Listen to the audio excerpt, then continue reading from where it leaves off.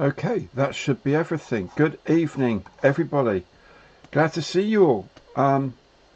Yeah, happy Tuesday. Hope you're enjoying yourself. Hope you're having a good time. Looking forward to Bank Holiday weekend if you're in the UK, and presumably one or two other places. Anyway, so what we're up to. The beer for today is um, Northern Monk Faith Hazy Pale Ale. It's very tasty, but very citrusy, very, very hoppy citrusy. And it's full of, I was going to say, ha ha ha ha ha, it's fresh from north and all that, but then they say it's fresh from the north, and they say, A up, we're Northern Monk. So they're making much of being northern, from Holbeck in Leeds. So very good beer though, very tasty beer. Never had it before. Very glad I've got it this evening. So, hope you're all doing very well. I've got me my little bow fighter here that I shall continue making tonight if I can stop chatting, obviously. And we'll have a little chatter around, and you can ask whatever you want, and yeah, I'll try and answer it, or just chat amongst yourselves and I'll get on with some work, whichever you prefer. I'm happy either way. Really, really good to see you all. Let's just have a quick chat. Yeah, Reaper, Stuart, hi guys, or George, yeah. Chris, hello my friend, how are you? Hello Bobby, how you doing my mate? Julian, good to see you. Glad you could come along. Simon, Matchbox Challenge Simon is in the house. I'll be starting on your Chinook, I think, later this week. Really want to get that done before the Airfix one comes out, which should be the middle of June, I'm told. So let's try and get that. Then I can do the box reveal on number 4 and get that done. Then number 5, which I'm really looking forward to doing, as you know I am. Nick, Mystery Box Nick has a beer open and ready. I hope it's a local beer to you as well, just like this one, Nick. Very tasty. Joe, hey, good to see you, Joe. I know quite often you can't come along for various things like work and boring old stuff like that, but really good to see you here, my friend. Continue, yeah, excellent. Nick says, will Gary's glue touch plastic tonight? Probably, but not that much, I will probably say. Anyway, so what else? Now another thing, I do like to court controversy on my channel. As you know, I'm not the most traditional of people in many ways. John Connolly's just really upset me now. He's watching in Greece, in Kos. Very nice too. I presume some nice local beer. I don't know if you drink Retsina. Have you tried that? I personally don't like it very much, but they do make lots of other nice stuff. So tonight's bit of controversy I want to introduce you to. If you haven't seen this already, this may come as a shock to you more traditional people, but I'm going to put it out. I'm going to lay it out there. I'm going to lay this on the line right now for you. Raspberry Jaffa cakes, food of the gods. So nice, so nice. I'm just going to leave that with you.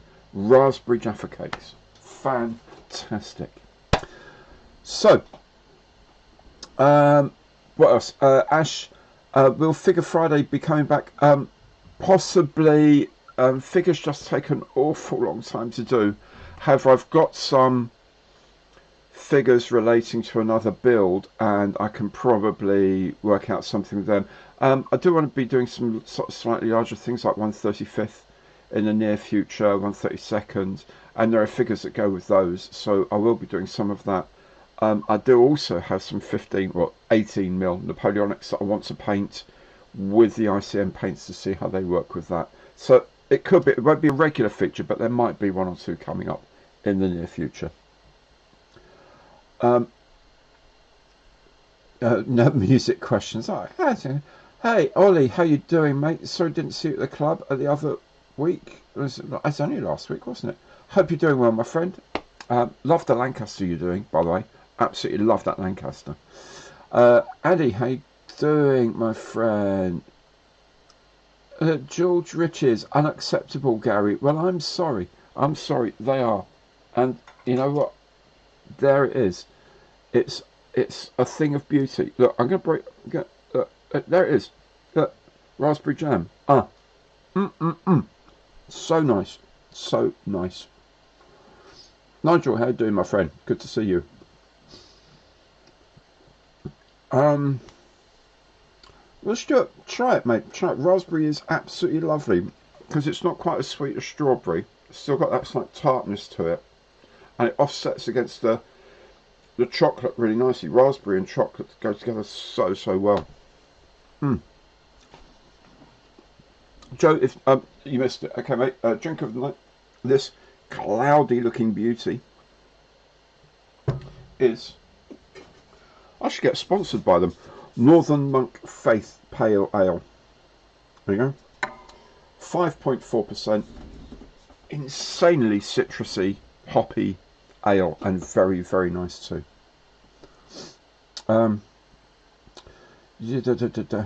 Rob, it isn't really, mate. Just try it, my friend. Raspberry works so well on it. It really does. Okay, let me see what I can start with. Having upset half of my viewership, you know, I mean, I like Marmite as well, and I know a lot of you will hate Marmite. I love Marmite. Really, really like Marmite. They do every now and again. They do these special edition ones that are like extra matured, or they did one for cricket years ago. They did one with a cricket ball on it, and it was some particular Marston's ale that they'd used for the yeast out of it. It was, oh man, so nice, so nice. Feastron 1000 raspberry Jaffa cakes are banging. Thank you, my friend. See, some people agree. That's good.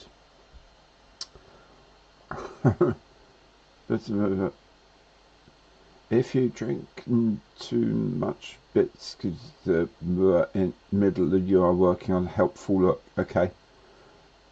Yeah. They do a lime flavour as well. My goodness.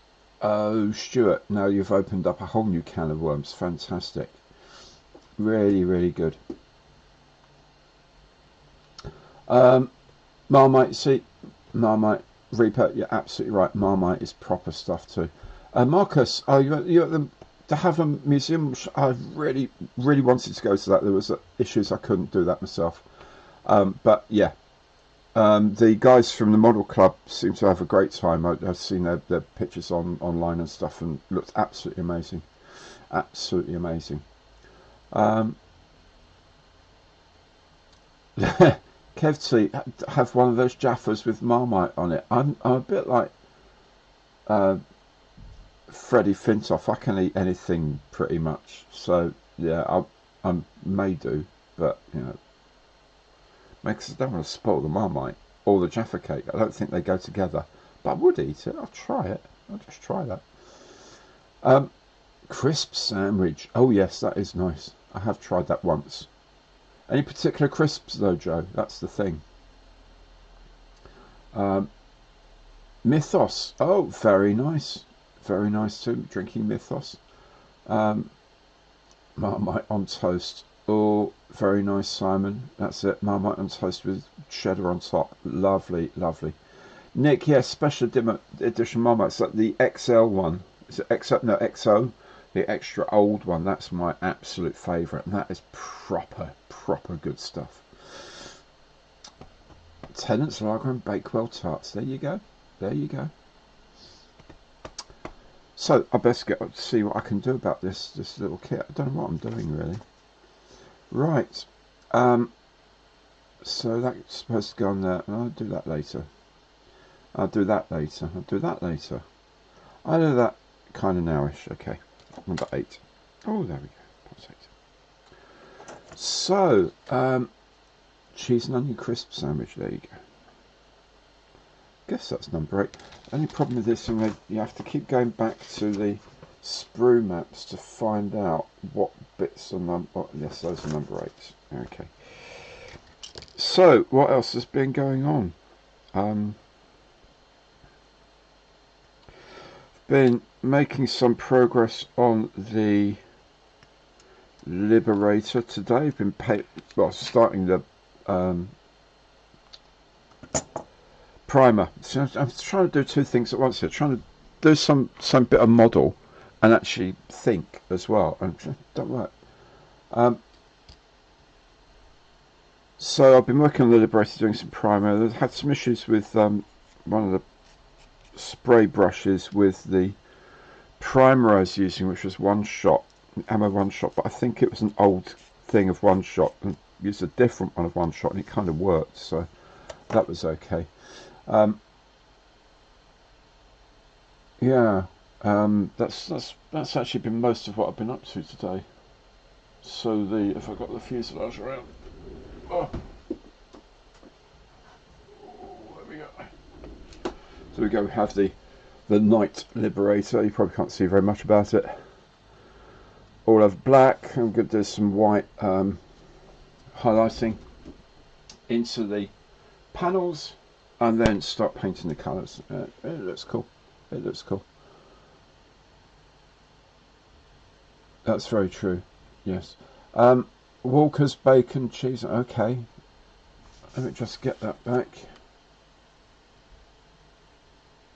Okay, I can do it on here. Keep forgetting I've got a mouse as well on here. Walker's bacon, cheese and onion, or roast chicken chips in a sandwich. Okay, nice. Any plans on starting a longer term long build? Not really, Steve. You'll know that, various reasons I've the channel's really fallen quite a way behind where I want it to be at the moment. So I'm just concentrating on doing sort of more quicker, shorter builds that will sort of get the numbers up on the counts. See, that shouldn't do that. That shouldn't just keep going through there. That should sit there quite nicely. Why does it not sit there quite nicely? Haven't done anything, and you do add it after you've put the wings together. So okay. So no, sadly I haven't got anything long term planned, but I've got stuff up there to do. It's just that I just don't have the time at the moment. I need to concentrate on sort of other builds that I can do videos of quite quickly and easily, hence the starter sets this week, for example, and other things like that. Also, there's a lot of stuff coming out that I need to get going with. So sadly, no, that I do have a couple of projects I really want to do, but they are going to both be, well, 3 of them are going to be very long term. Have I started the 148th B26? No, I haven't. I have actually. I've primed the fuselage halves, and that's all I did so far. Again, it's a time thing. However, if I get the 2 sort of projects are in paint at the moment, get those done and out of the way, then I can just rock on with the B26. That's quite an important kit for me. It's a model I really want to do really well, and I've got plans for the presentation of it. So let me see. Beef dripping. Do you know what? My dad used to have beef dripping sandwiches. He had a jar of beef dripping. Mum used to use the beef dripping for things like roast potatoes, and Dad used to just go in and nick it and slap it on some bread. So my dear father would be with you on that, my friend. This really isn't very helpful. So I can't answer questions while I'm trying to argue with this piece.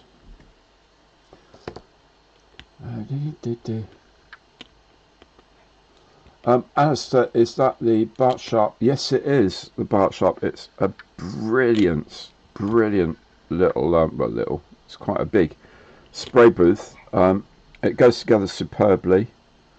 It's lovely. The LEDs are very good in it.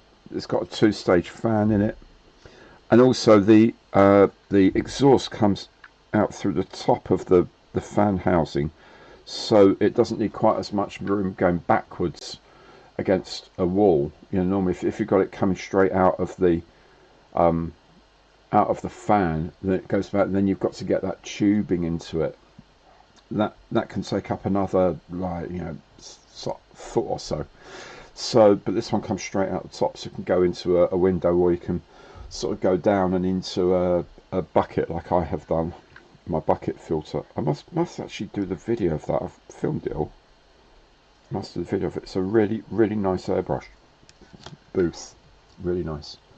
Joe, thank you very much. I do enjoy making these, except I probably, if I put that there. Yeah, Joe, this is a lovely, it's a lovely little model actually, this bow fighter. Got it in Hannants when I was last in the store in Hendon. That's a nice little kit. It does go together well. It's just this part is causing me some grief, and that's all I'm going to do with it. ACF Nugget, it's good to see you, my friend. How are you doing? What else did I see? Nick, tomato sandwiches, highs, red and bread. Well, you didn't have much time to hang around, did you, mate? You know. Ash, what's the cement I'm using? This is Mr. Cement SP. It's equivalent to Tamiya Extra Thin, I guess, but it dries quickly, a bit like Extra Thin quick drying, obviously. The SP one's just a strong. I shouldn't actually be using that, because that's like an extra strong one for wing joints and stuff, and I'm only just putting a couple of bits. I've got the regular Mr. Hobby Cement S is here. I should be using that, really. A tank ride at Tank Fest, 220 quid, my god. Right, Reaper 55, a serious question. Oh my goodness, that will never do. So, ammo matte varnish and the decals blistered and cracked underneath them. What is going on?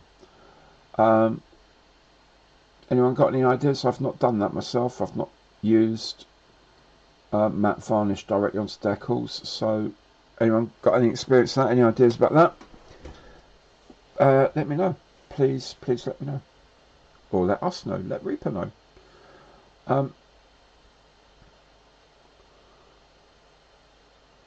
Reefer Madness, I should say good day from Canada. Well, hi to Canada. Good to see you. Cleaning 4 kits and finishing an Italeri S3B Viking. Oh, what a Viking, that's nice.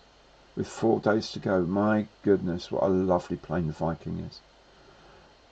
John Connolly, what's a view of buying resin figures from AliExpress? I've never bought resin figures from AliExpress, to be honest with you. I guess that they used to be relatively, well, pretty much cheap as anything, and so I guess, I don't know if there's much sort of exposure to being disappointed, really, if it's that cheap. I don't know. I have never seen it myself. Right, what am I doing? I'm going to do a little bit. I'm going to do a little bit of pre-painting. Put a little painting on this. That's easier, isn't it? I have stuck some stuff on, Nick. You'll notice, but 2 bits, and that's it, really. I will pre-paint the engine bits now, using a bit of natural steel, ICM natural steel. I do like their paints. I like their paints, especially for dry brushing, I have to say. And their metallics are quite cool. I like them a lot. Spraying, they're grand, but you do have to remember that they come out really matte. Really matte. So if you're going to then just sort of spray something up, and then you're going to want to do some decaling on, you really are going to need to put some gloss or satin varnish on first.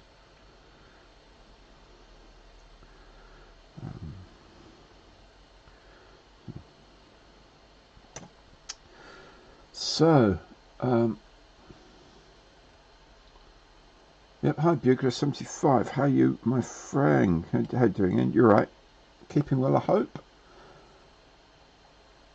Okay. I've never bought figures from AliExpress at all, so I couldn't really help you on that one. I knew some people would have done. I knew someone would have done. Who comes and watches this bi-monthly nonsense. Question: despite flak and ammo damage to aircraft, you rarely see tyres being punctured or destroyed. I've heard of a lot of aircraft coming back with shredded tyres. To be honest, you might not see very many pictures of them, but I have certainly heard of lots of planes coming back with shredded tyres. And on grass airfields, that was a bit of a problem, because the metal tyres would just rip into the metal rims would just rip into the grass, and the thing would ground loop or even flip, and that was like pretty dangerous. I think with the concrete runways, they were probably frowned upon because they'd rip up the concrete a bit, but at least there's a slightly less possibility of massive damage. But I don't know. But I have heard of a lot of planes coming back, and if the undercut was shot up badly, they would just leave it up and belly land, because quite often that was actually safer than trying to land with one wheel working and one not, or with the wheel shot up or whatever, because it's like spiky things just ready to claw into the ground. So it's a lot safer if you know the wheels are punctured. For example, you're taking flak into the inner engine, you can probably see when the thing's coming, the engine wheels coming down, see they're completely screwed. So take them up again and go in. Or of course the whole system would be shot anyway, and nothing will be there. Chris, yeah, the desert version is what I'm doing, Chris, I think. And got an Avro Vulcan and a Canberra waist. Oh, that Vulcan is a lovely, lovely, lovely kit. It really is nice. Really nice. Oh,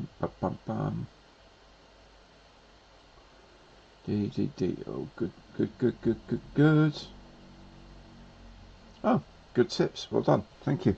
Right, water. Oh, there we go.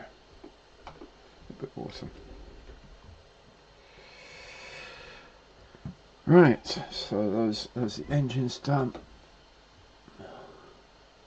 But it's hard to model tyres. I suppose you could model them deflated, and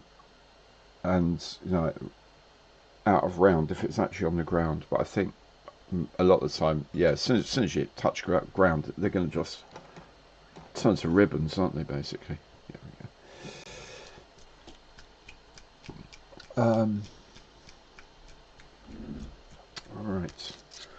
Trying to figure out what I'm doing. I know, have some beer, that will always help.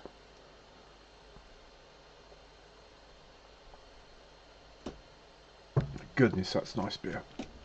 Ah, fantastic. John, with ICM doing a 148th Hampden, is the pressure on Airfix to retool in 172nd? There's been a lot of pressure on them to retool it in 172nd anyway. If they do, they won't release it this year, possibly for next year, because of course they're just doing the Vintage Classic one this year, and they won't overlap. I haven't heard of them redoing the 172nd. I mean, they should be doing it 148th, but that's that's just my opinion. They should be doing the Hampden and the Battle in 148th, and they should have had a Halifax out by now. As you'll know, that's one of my pet things to nag Airfix about, is the Halifax. These are planes missing from war, and okay, I don't think ICM will do a Halifax, although They're probably listening to the buzz on the wires. I wouldn't see why not. They've done plenty of other aircraft in 148th and in 172nd that no one else has done. I would have thought Italeri would have been eyeing up the market on that a long time, because they did, of course, did the Sterling, and that kit's lovely. It's got a few niggles with it, but generally speaking, it's a beautiful kit. So, yeah, I don't know. They won't be doing it, I don't think. But, you know, I think that's their loss not to do that. Oh yeah, Reefer Madden. No, Joe Olmo. That's right. Yeah, just to remind you, ICM actually do want to hear your opinion on what they should be doing next year for next year's range. You know, the 148th Hampden came from a suggestion, actually on Alex Mann's channel. Someone wrote into him, and then he got in touch with Valeria at ICM prior to their interview, and she did a bit of chatting around and said, yes, we're going to do it. It was fantastic. So they then decided, you know, we're going to have an open call for what do you think ICM should be doing next year. And you go to the ICM website, look through their news list, it'll be in there, and fill in the form and let them know what you think they should be doing next year, because they want to know. They want to know what model makers want them to make. Because if model makers, if enough model makers want it, or it's something that makes sense, and of course they're going to make money out of it anyway, so it just makes a lot of sense for them to do it. So it's also good PR to actually ask the community, as it were. I've put in my 5 or 6 ideas, so add some more as well. One of them was, you know, if you're going to do a Hampden, you can easily do a Hereford. Basically, you just need to redo the engines, and the engine nacelles. You know, the engine covers are slightly different because the it's a Napier Dagger, wasn't it? It was a strange inline engine, as opposed to the radials. The Hampden used, otherwise it was pretty much the same. Didn't make many of them, didn't really go into service because the engine was rubbish. But they did fly in service, and if you're making a mould of everything else already, then just changing the engines really don't make that much difference. I mean, Airfix did it with the Lancaster and the the Wellington, sorry. They did the Merlin Wellington and the Bristol Hercules. Halifax. I keep saying Halifax. I've got Halifax on the brain now. They did it on the Lancaster, the Mark II Lancaster, which had the Bristol Hercules radials, I believe. So, you know, why not? Why not just do another version of a kit, but just change the engines, and you've got a whole new thing, which I would buy. I would get, you know, if I've got a Hereford, if I've already got a Hampden, the Hereford is just another great idea to do it. So, okay, bum. Do I remember the Focke 189 and the Blommenvoss 141? Yes, I do. Although I think the 141 wasn't a brilliant kit, to be perfectly honest. Bobby, you bought the Swift last week, yes, and this is CT Models doing a kit for it. Yes, it is. Mark at CT Models, actually, he's going to be sending me a one this week, so it'll be on his website on eBay very, very soon. So yes, the Swift set is coming. Crazy Locha in the house. How are you doing, my friend? So good to see you. And thank you so much for gifting some memberships. That's really cool of you, man. I hope you are. I haven't heard from you for a very, very long time. I hope you're doing okay out there on the roads, keeping safe and not being bugged by stupid British tourists on the wrong side of the road or anything. So really good to see you, my friend. Hope you're keeping well. Yeah, but nice guy. Always is such a nice guy. So yes, the Swift um, spray masks are due this week. He's also just done the Brewster Buffalo set as well. Now that's a lot of masks. That's a lot of masking. That's an awful lot of masking.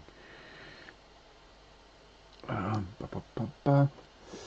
Simon, sad to hear of Sharky Ward's passing. Indeed, so.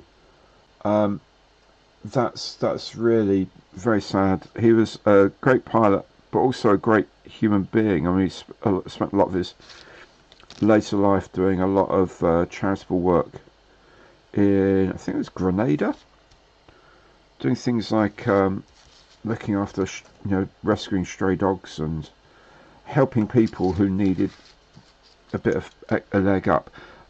If you don't know him, people, Sharky Ward was a Fleet Air Arm pilot, very, very good Fleet Air Arm pilot, most famous for his piloting exploits during the Falklands conflict, which of course started, the retaking of the Falklands started on the evening of 21st, 22nd of May, so it's the anniversary.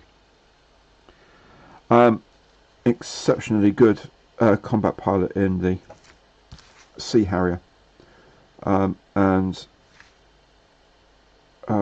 as I say, in later life he moved to Grenada and did amazing good works there.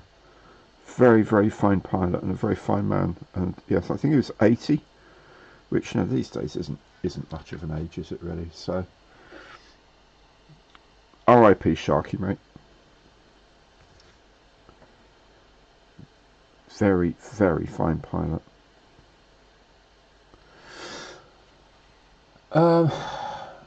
Oh, hey, CT Mark, good to see you, mate. And there you go, straight from the proverbial horse's mouth.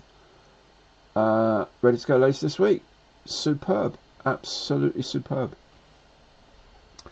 What I will say about the CT masks, because there's a lot of masking companies around. They all do all these different things and yada yada yadas. But what I love with CT is that Mark looks at a project and says, okay, right, I need the masks for the canopy and do this and da da da da da. That's all very good. But then he'll throw in masks for other things. You think, that's really smart. Like the side of the Gannet, there's a tiny, I'm going to guess it's an exhaust because it's red, but it might be an inlet for something like the aircon or whatever. But it's a very small area and it's red. So it's a little square cutout on the sheet to mask that off. Why would you not? Very thoughtful. On the Liberator, there's masks for the area around the bottom of the. I don't know. It's not going to show up terribly well in black, is it? But we'll try. So here, where you've got the supercharger, you can mask this. It actually provides the masks to go around that, so you can then do that in your shiny stuff later on. Also, this is so clever. On the tail fins on the Liberator, at the front, they're either in black or in bare metal. There's two sets of masks for the fins. One set of masks is if you've painted that outside first, and then you want to mask it off and then spray the rest of the fin.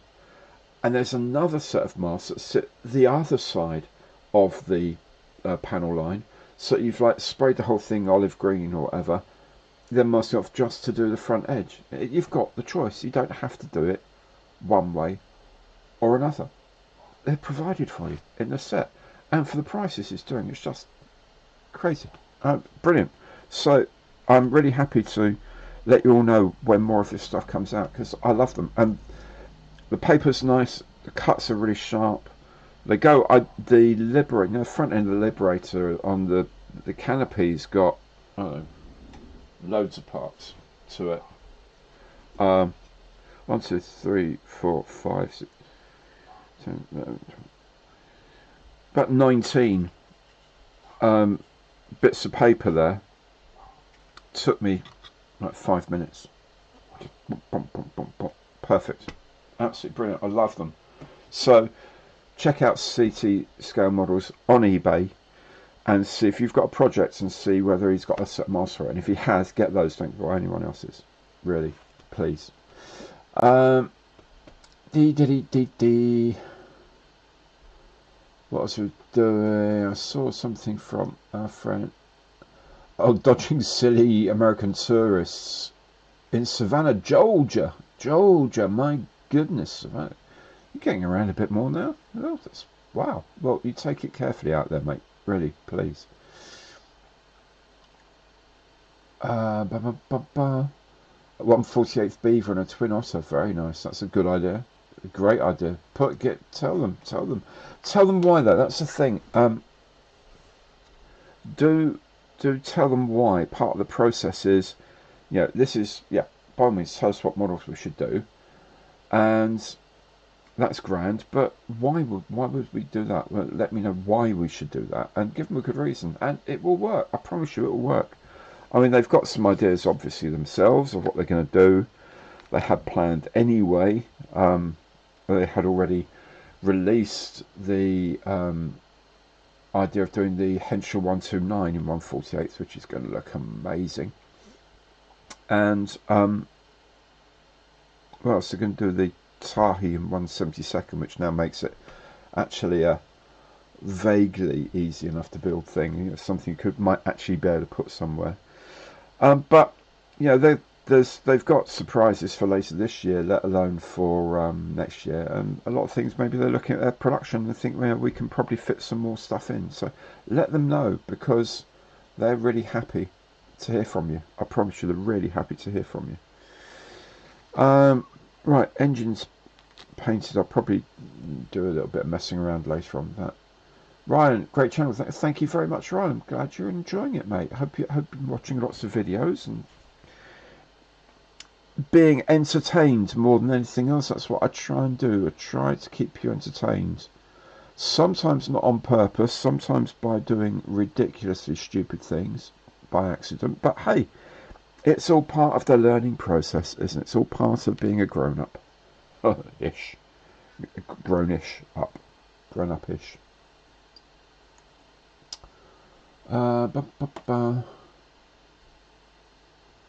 Alright.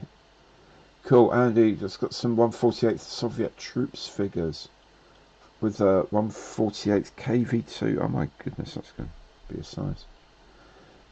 Nice. Alan got an Avro Dam Buster Lank on order. Very nice, it's a nice kit. Very nice kit indeed. There we go. Little bits. Bored of painting dank terrain. I can understand that. That would get to you after a while, I'm sure. It would get to you. I think that... Which way round are these going to go? Which way round are these going to go? Going to have a good look at the Bridlington lifeboat I've got in the old Airfix. Excellent. Very nice. Very nice too. Yeah, be having a look at more about lifeboats in the very near future when I go down there. 19th of June. Which reminds me, actually, that's going to be fun fact. The third Tuesday one next month.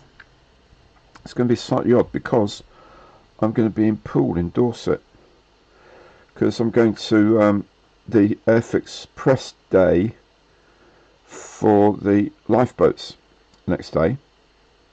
So I'm going to be in the hotel room thinking, well, watch that. How am I going to do this? So I'll be doing the live stream from the hotel room. I've ordered the premium Wi-Fi, and so hopefully we'll be able to live stream nicely. Now, what have I just done? What have I just dropped while I was chatting to you? Something important, probably. Oh, something I'm going to have to go and find in a minute. Only one of these filter things, isn't it? So yeah, so it's going to be fun doing something. And I was wondering, well, what am I going to do? What am I going to do? How am I going to do this? And I thought, you know what I'm going to do? I'm going to take. When I was at Airfix last, they gave me a couple of those quick build tanks. No, the new ones, the Sherman and the Tiger. So I'm going to do one of those. I'm going to take those down with me and build those for you while on the live stream, because that doesn't need any glue and anything. So I probably have just dropped the other side of that, so I'll have to have a look at that later. Have a look for that later. Carpet monster, no, I'm really not worried about carpet monsters because I don't have a carpet.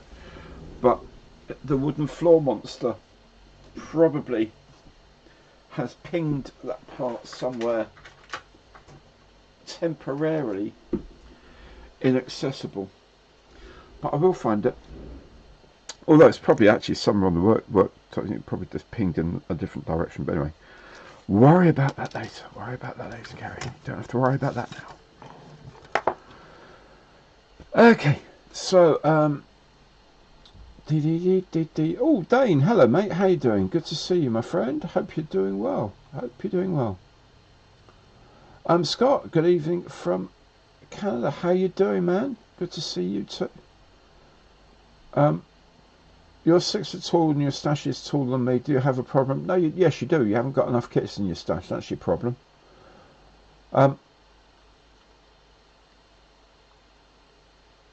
Mr. Murphy, hi, love and show. Looking forward to the comparison of the new Airfix P51. Yeah, I'm really looking forward to that actually, because it's a nice looking kit. It's only 29 parts for the actual aircraft, 2 for the frame, for the stand, the shadow stand. I had a quick look at the bits of plastic and they look really nice. It should go together quite well. So it should be quite easy to do the simple one and then do a bit more time like painting the pilots, trying to do a little bit of work on the interiors and stuff like that. Not terribly much, but maybe just sort of jazzing it up a bit. So I'll maybe with the out of the box one I'll be able to gauge how much you can actually see through the canopy, because sometimes the canopies are so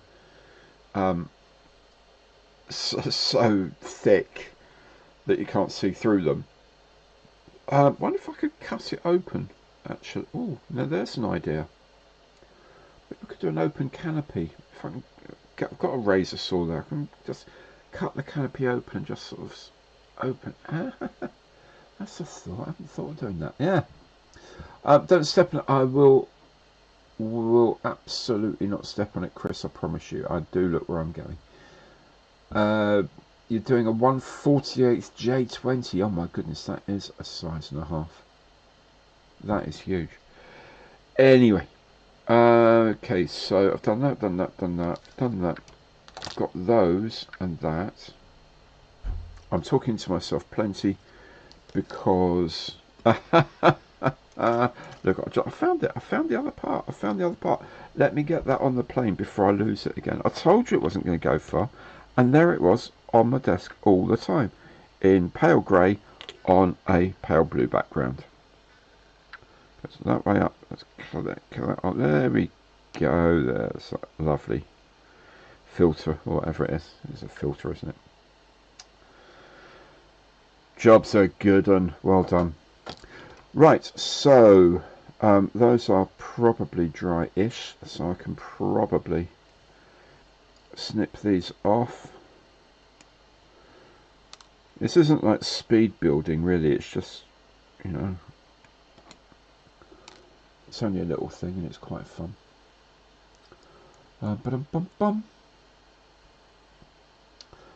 Your stash is well over 150 kits. So that's more of a stash, you know, that's a bit more like it. I mean, mine isn't 150 by any means, and I'd be worried if it were, because I'd be having a lot of work ahead of me. But there are kits I want to do just for me anyway up there, you know, the ones that you think, One day I won't be having to push out lots and lots and lots of videos all the time just to be getting YouTube to like me. There will be a time when I can chill out a bit, be a lot more thoughtful and careful about what I do, and more relaxed, be able to see other people and stuff like that. Although this week is going to be quite socially slightly hectic, but also stuff to do with Dad's house and stuff like that, which is all a bit boring. But anyway, all needs doing. But I'm going to see a mate of mine who I used to work with on Thursday night, which means a lot of talking about cricket, which is just hilarious fun. Excellent, excellent. Andy, just managed to get rid of a part of your stash of Modesty Heroes. Well done, mate. They will love you for that, and it's really kind of you to do that. Such a good charity. They're moving base fairly soon. I think Malcolm, the one of the guys, was saying the other day they're moving. I don't know if they're moving the headquarters itself, but they're moving offices a bit to a bit more better storage space. When they do that, then I'm going to go down, spend a day with them, do some work with them, and then do an interview with them, and just catch up with them, because what they do is truly outstanding. There is, at the moment at least, nothing like it anywhere else in the world, and it's an astonishing. Actually, no, there's one in Netherlands, isn't there? There's one in Netherlands that's running. I know John Marley's setting something up very similar down in Australia. It would be great if there could be one in the USA as well, because there's an awful lot of veterans in USA who could use the help, I'm sure. But hey, there we go. Yeah, what they do for veterans is truly outstanding. It really helps these people who have, risked everything and have done stuff and seen stuff that no one should ever have to do or see in the name of their country, and it helps them deal with it, and that's fantastic.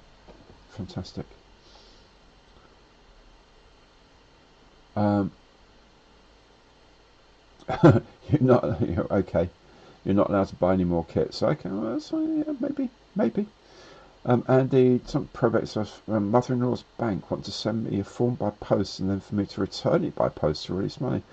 Yes, it is quite bizarre that so much has to be done still by post and by old-fashioned means. I mean, a lot of it is legal stuff, and there's a way that you're not allowed to sign stuff and whatever. But you're right. Surely it should be easier than this by now. But almost lost that one. There. The old wicket keeper's reflexes coming in there.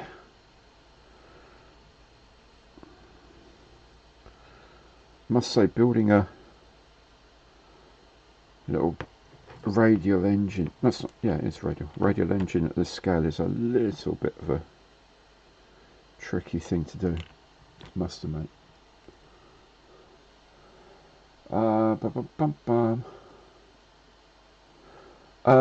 Andy Brown, first time using photo etch. Any advice?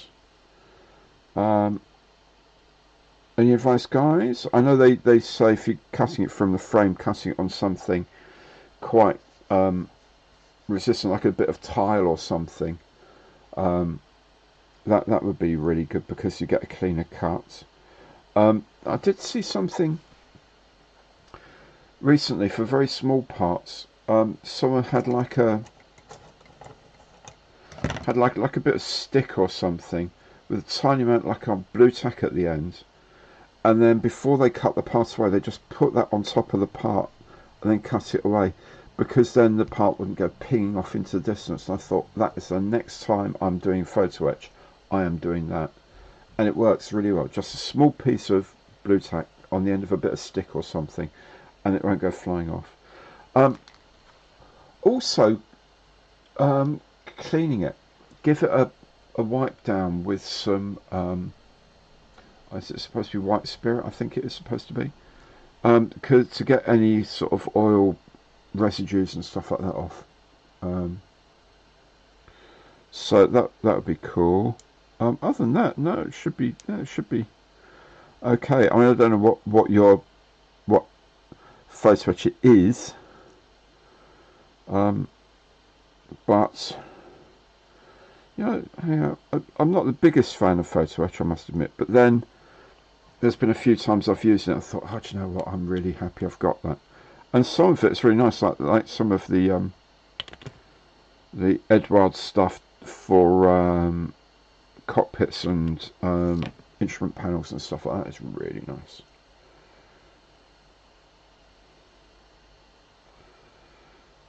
My goodness. Okay.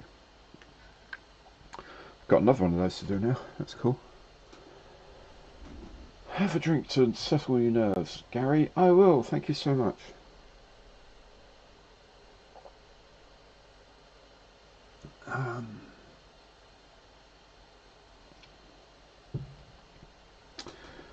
Yeah, glue is a bit of an issue, isn't it? I like using. I don't know if I've got any up here. Yes, I have got some up here. This. Oh, there you go. High viscosity super glue. It takes about 30 to 40 seconds to go off. So when you put parts together, you've got time to sort of move stuff around a little bit before it absolutely goes off and sets.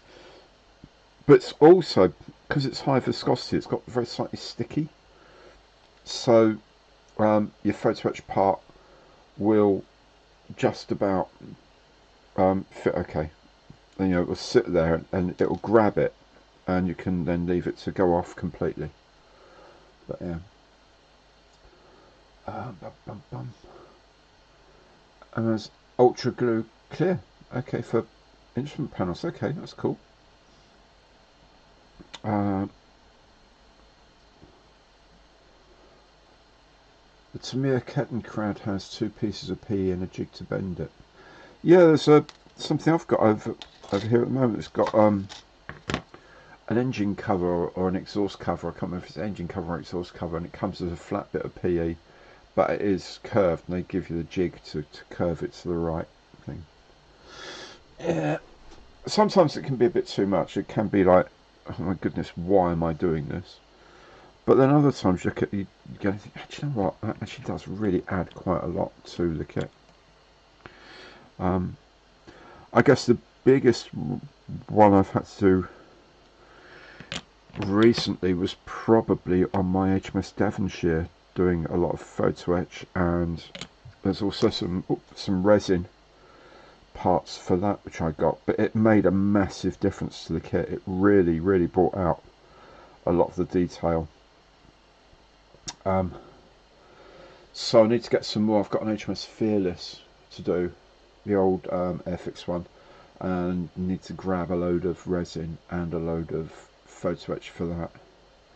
And of course I've got my Hele 1/400th HMS Triumph, or Colossus class carrier, which will be HMS Triumph, and that needs a lot of photo etch, including the nameplates for HMS Triumph, as well as the other ships of the class. So it has its uses, and I guess when you're kind of used to using it, it's okay. It's just very fiddly at times, and because you can't use normal, obviously, the cement you're not used to using, it can be a bit sort of daunting, I guess, at times. But yeah, I think used sensibly by designers, and I use that phrase quite loosely, it can really add something to a kit, to the effect of a kit and the sort of realism of it. Things like, I don't know, things like aiming posts for machine guns and stuff like that on big aircraft and things. It can look really cool. Bum, bum, bum.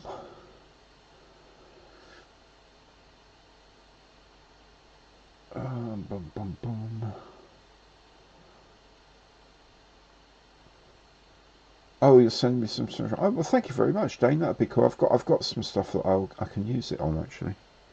Um, I've got a couple of kits up there that need some photo etch on the instrument panels and things like that.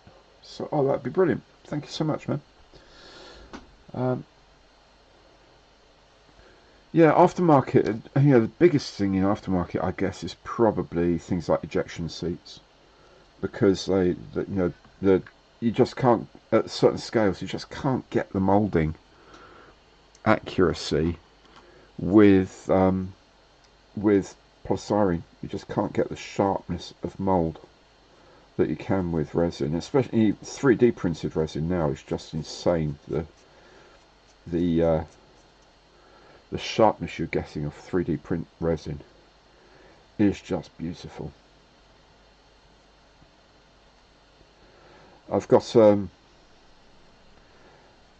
Edward Spaviero, that SM79, and I'd say about half the kit is resin, that they've replaced the plastic with resin, and the box is full of resin.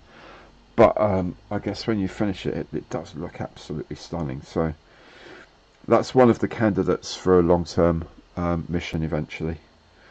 That's my little. Actually, might try this.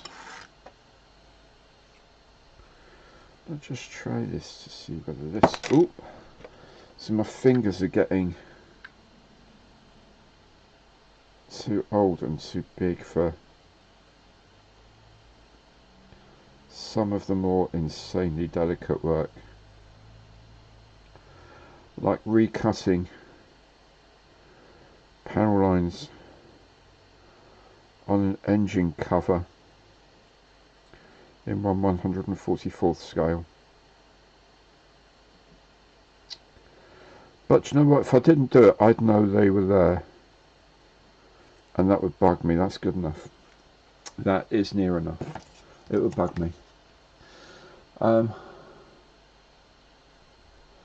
Yeah, photo etch. Yeah, I suppose that's one way you can use like lots of different things. You can make a lot of different things very easily by using photo etch and resin and bits and pieces. You can, if there's a difference in aerials between two models, and you say, oh well, there you go, I've got the aerials to two of those, and it's a bit of photo etch, and it's really easy to do.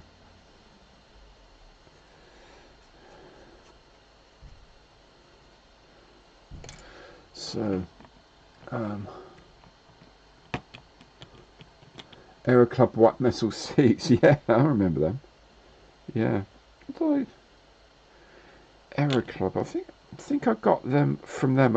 I'm sure it's Aero Club. I suppose that some guy in America bought up a whole load of Aero Club extras of things, and he does them online now. And I wanted a Bentley rotary BR2 engine in 1/72nd, and just can't get them anywhere at the time. But there was this one, I'm sure it was Aero Club, it was a white metal one, and got it.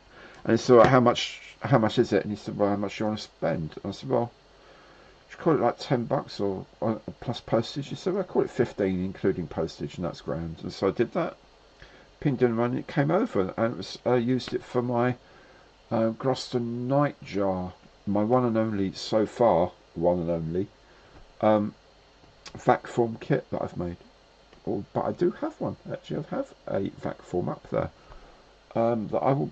I'm kind of tempted to do soon. I don't know why, because I find vac form very, very, very difficult. But it's a modelling form that I should try a bit more of. Maybe with a little bit more modelling experience behind me, let's say. Maybe it will be better this time round. Well, the Nightjar wasn't bad. It wasn't horrible. It was just I primarily didn't like the fact that I had to make my own struts, because they weren't supplied. They didn't even say, oh, you know, cut out this length of stuff off the stuff we've made it with. It's just, you know, yeah, source your own struts. You know, get it yourself, sort yourself out. I don't know. Right, just need to check which way around these go. So they go that way like that, don't they? Yeah, they go like that, don't they? That's right, because then that's the big bit there. You see, that's the big bit. So if you put the big bit on where the big bit goes first, then that will help me figure out where the engine goes. Perfect.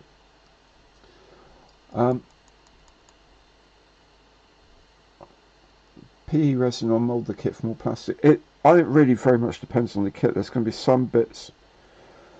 Oh, excuse me. There's going to be some bits that you just really can't mould from plastic. Things like that, and get them really good, like ejection seats. There's plastic moulding has come on such a long way. I mean, you do look at some of the stuff that gets put out now, and you think, wow, that is just exquisite. I mean, yeah, the likes of ICM, the way they do things like all the bits going on the chassis and the suspension around things, it's just beautiful, and they don't put much photo etch in. I think the Cossack vehicle I made, I think the photo etch is essentially just the guards around one of the corner lights or something. It's like these little U-shaped guards that sort of stack up to cover, to protect one of the lights. I think that's the only photo etch. Everything else is all plastic. That's in 1/35th, of course. So I guess it depends on the scale and what you're trying to model. Some cockpits, again, I don't think it's necessarily the fault of plastics sometimes. I think it's the fault of designers being told to design to a time budget, you know, only spend a certain number of hours on a project, and there are limits to how much time they're allowed to mess with the plastic to get all the different things right. And again, then you've got options for different setups and different versions. I mean, you look at something like an F-16 or something like that, there's probably like a dozen different internal setups depending on which country's flying it and what they're going to use it for. And so photo etch is a cheap and easy way of putting in those extra bits, or resin indeed, for things like cockpits. But Joe, good to see you, mate. Thanks for joining. Sleep well. Hope you're okay tomorrow. Have a good day. I do remember doing the Airfix KTY ambulance, and then the Gecko KTY both in 1/35th, and the Gecko was so much more detailed. It had, I'm going to say, about 5 or 6 times the number of parts. I mean, I remember I worked out that you could, if you just had the back of the cab shut, you know, the ambulance bit at the back, if you had the doors shut and you couldn't see inside, you could save something like 100 different parts, 100 parts, because you didn't have to build the interior up as well. You could use all the structural bits, but the rest of it, you could just, all the beds and all this and everything, you could just forget, don't need any of that. And it was something like 100 parts you wouldn't have to put in there, which I thought was just mad. There was so much photo etch on that as well that was really annoying. I did not enjoy the build at all. Made a nice kit. Was it that much better than the Airfix one? I don't. Personally, I would say no, because I actually really enjoyed the Airfix one. But, you know, there's going to be some people say, yeah, of course it was a lot better because you could do this, you could do that, or you could, you know, you could make this and that. And even like underneath the cab at the back, there was like racks of putting jerry cans for another word, you know, containers of fuel and water, and they had locks on them. So you put the say the water can in, and there was a bar across it which went onto a shackle and it had a lock, and the shackle and the lock were in photo etch. You could actually put those on, and just thought, no, I'm not going to bother. So yeah, sometimes it's useful, sometimes it's just like, you know, detail for detail's sake. And am I ever going to see it? No. I mean, if you're going into competitions and stuff, yeah, absolutely. But sometimes just looking at things, you know, I don't need all of that, and so I don't do it. Yeah, horses, courses, really, isn't it? Did the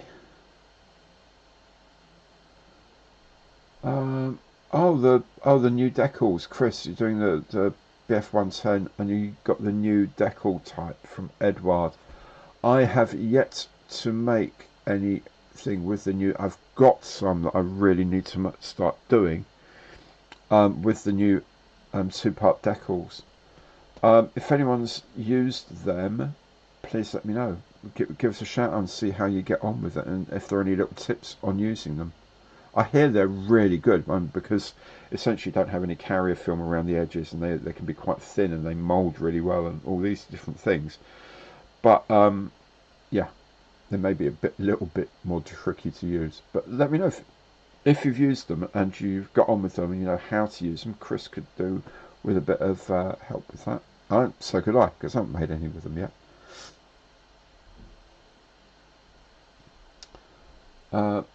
Oh, you've got the resin cockpit set for the Revell 132nd Tornado. Yeah, I've got that up here, the Tornado. So that's something that's going to be fun one day.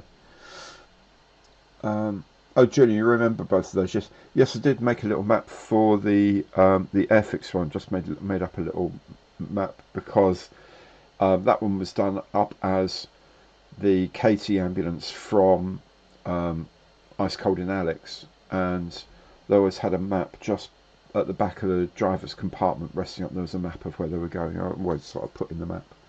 Yeah, there we go. Flak magnet, fashionably late or just late? It's the same thing, mate. Don't worry, you're here. That is what is important. You're here. I mean, I can't get away with being late or fashionably late, obviously, because it's my stream. But there we go. Oh, there we go. Modelling Weekly has YouTube channel which has a video. Okay, that's cool. I will have a look at that because I will be making some Edward kits very, very soon on my channel here. So that'll be exciting. I never got over, what was it, made that P47 a little while ago, and oh, I can't remember whose it was. Was it Samir? I can't remember whose it was, but they had Academy or something, and it had rub down decals, like old Letraset rubbed down. Oh. Again, I can see why they did it. It's a good way of getting rid of the need for carrier film and stuff, but oh my goodness, it was difficult to do, and it was such a worry doing them. That looks almost reasonable, Gary. Well done.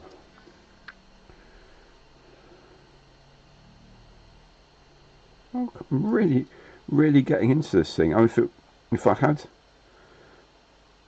you know, my hands were maybe 20 years younger than they are, so my fingers weren't quite so out of control, I could really get into doing 144th scale, I should say, of various things. It's actually really nice. Julian, the pilot's manual on the Anson. Well, that's included in the kit. That's a decal in the kit. They include the cover of the pilot's notes for the Anson. That's part of the kit, which I think is brilliant. I just put it on a little bit of card to make it sort of stand up a little bit, so it looked like a folded over thing. But yeah, it's brilliant. But you can buy all these lovely things. Sometimes these touches make it. Again, it's like this thing with photo etch and resin. Sometimes they're there. You feel they're almost there for just because they're there, and they're showing off how clever they are as designers and how well researched the kit is because they've remembered to do this. And then other times you look at it and you think, actually, that makes such a difference. A tiny little thing can make such a difference, and little things like on the Airfix Katie, I made some sand mats, rolled up sand mats and stuff like that, and put a chain on it and stuff that wasn't included in the kit, but it just made it look nicer to me. It made it look like the Katie in the film. So, Bobby, what rigging do I use? Actually, I used the AK rigging. I think it's AK. I think I don't know which of these many drawers here it is in, but I'm pretty sure it is AK, or is it ammo? Might be ammo. MiG one. Let me try and get it. I've got that many boxes of things now. It's just really getting a bit crazy down here. Well, it's a good thing I don't need any urgently, because it is in here somewhere, and I don't know where. What is it? Okay. I'm pretty sure it's ammo. Do it now. Oh, it doesn't look. This is not good television, I know. I'm pretty sure ammo do it now. It's as it's the Ushi one, USCHI, but I think it gets sold through ammo now, and it is lovely. But it is also a little thin sometimes for what I want to use, so I need to have another look at. There are other suppliers. You just need to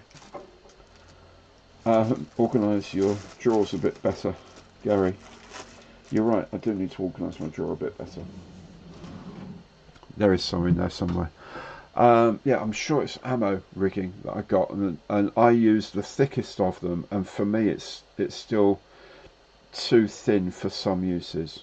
You know, like for like when the Bulldog arrives, and the Bristol Bulldog arrives, and I'm doing the rigging on that, the cross bracing on that, I don't think it's going to be look thick enough, look right, so maybe I need to get some more. I don't know. Dane, does anyone know anyone who makes maps to put in Navigator Station? But no, actually, no. Sadly, I don't.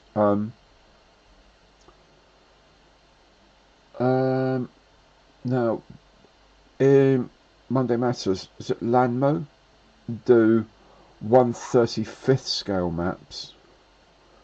I suppose you could repurpose those as well, but I'm sure there must be some around, but I don't know. I mean, Airfix do occasionally put in maps on their bomber things as a decal, but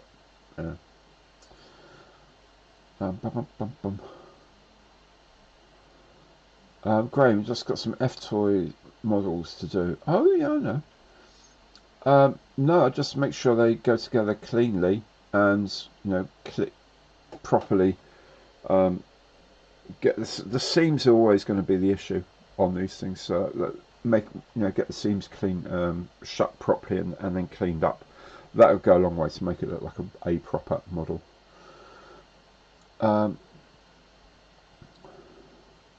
Oh right, Junior. Yeah, the idea. Yeah, I thought it was just as silly as a decal, so I just thought a tiny little bit of folded over card to make it look a bit more like a folded over document. Yeah, well, I'm glad you noticed that. That was nice. Thank you. Yeah, print it and cut it. Okay. Ammo 0.1, 0.2, and 0.3 mil rigging wire. Okay. Maybe I need to go through and check some of this stuff again. But it just needs to be that little bit thicker, I think, for me. I've got the fine one, and they do like an extra fine and an ultra fine, and they're brilliant for ships and doing rigging on ships, like especially sailing ships and whatever, old kits. They're superb for that scale. But just for radio aerials, it's not so bad. But for things that are quite structural, like bracing wires, You know, sometimes they were quite chunky because they'd do a job, you know. And I don't think they don't look thick enough. I know there is another brand, and I can't remember its name off the top of my head. But no, it's gone. It's gone.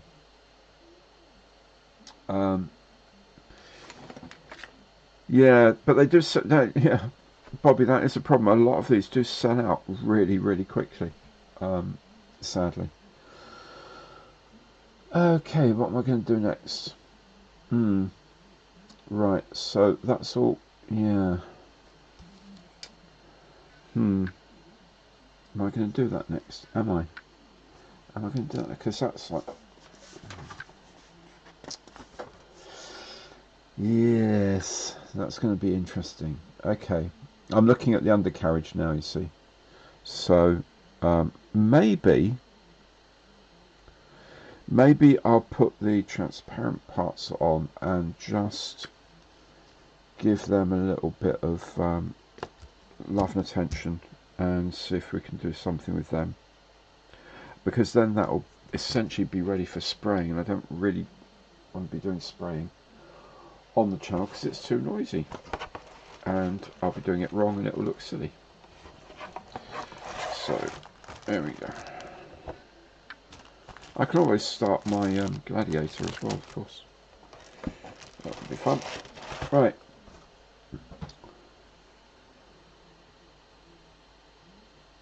Oh, Hants are starting selling their own brand of rigging. Oh, that's cool. That's very interesting. Very interesting. Knitting elastic. How about that? That's interesting, yeah. Thanks, Nick. That's good.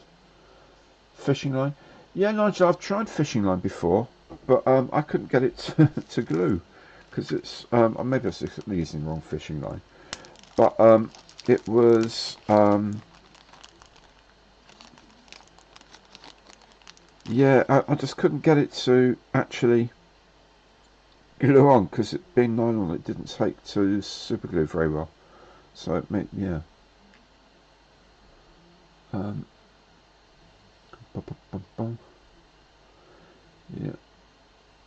but I'll check out the Hans one because they're not far from me. But Prim knitting elastic, I'll have a look at that as well. 148 fly it's very good, very good.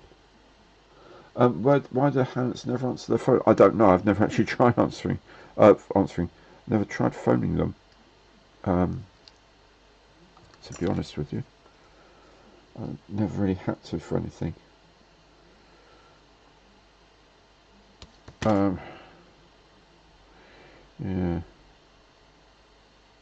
but that'd be great if they're doing your own one. UV Cure Glue. What's? Oh, okay. Thanks, Mark. That's good to know.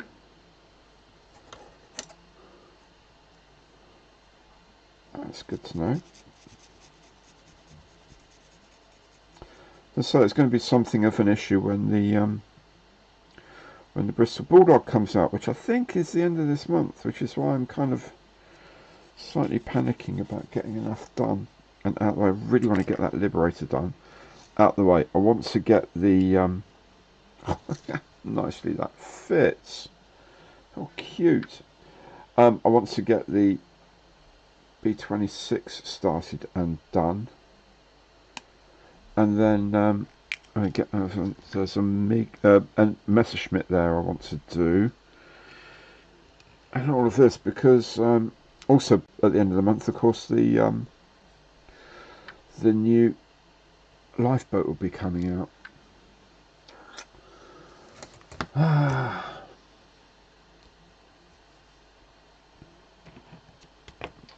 Right, I'm going to do what I normally don't do, which is put a tiny little bit of glue. There we go. Just a tiny little bit of glue on this because it's a very small transparency, and I think it won't fog up. But we'll see if I've just made a terrible mistake or whether I've done something very good. There we go. Okay.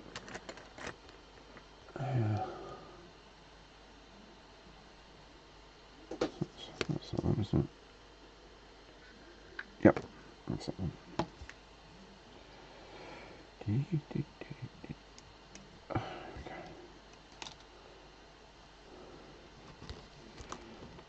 So, again, sorry for not chatting too much, but I really struggle to talk, and well, which is kind of ironic, seeing as that's what I've chosen to do on the live stream, isn't it? But there we go. I never said I always made the right choices. Rarely have. But every now and again I get something right. Every now and again.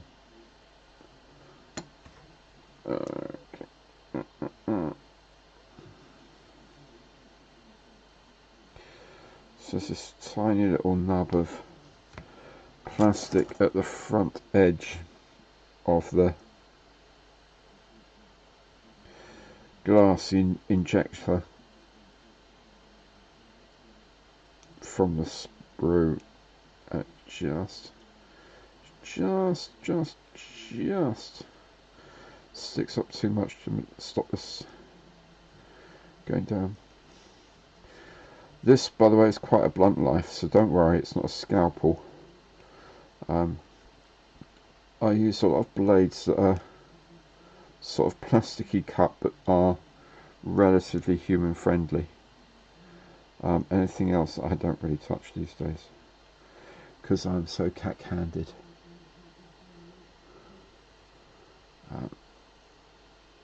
Yeah, there we go, that's got it. Lovely. That's done the job nicely, I'm sure. Oh yes.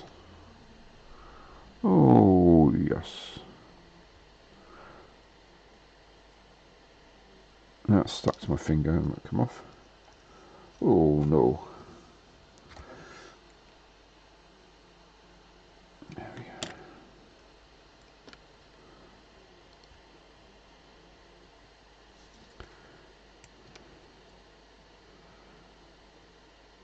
I don't think Bristol had this trouble, you know. Try and put these things on. Hey, there we go. Lovely. And yes, it is touching all the way around. My goodness. That's even almost central. So, for this one, I'm going to use a little bit of the glue.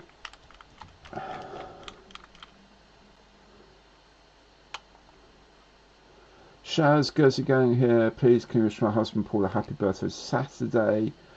Of course, Paul. Very happy birthday for Saturday, my friend. Have a great day. I don't know if you're going to be modelling or just celebrating, but if you're just celebrating, have a fantastic time. Really good to have you both here. Just make sure that that hangover's gone before Monday matters, yeah? That's all I ask. But have a brilliant time, mate. Happy birthday.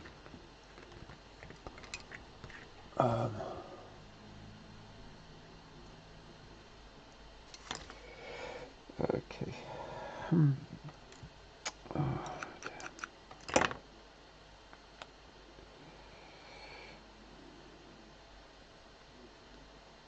there we go. Alright. Here's the moment of peril, of course.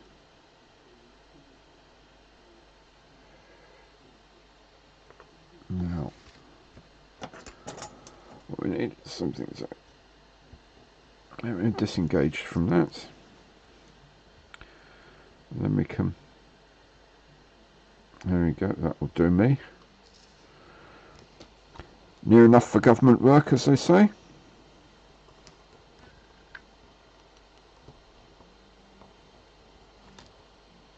Lovely. Good stuff, there we go. So I'm going to leave that alone now because that is PVA and it takes time to set. So, that can get out of the way. There we are. What can I do in the meantime? Well, I'm going to put those on. Yeah, I don't even know what that is, so I'll keep those safe. Put the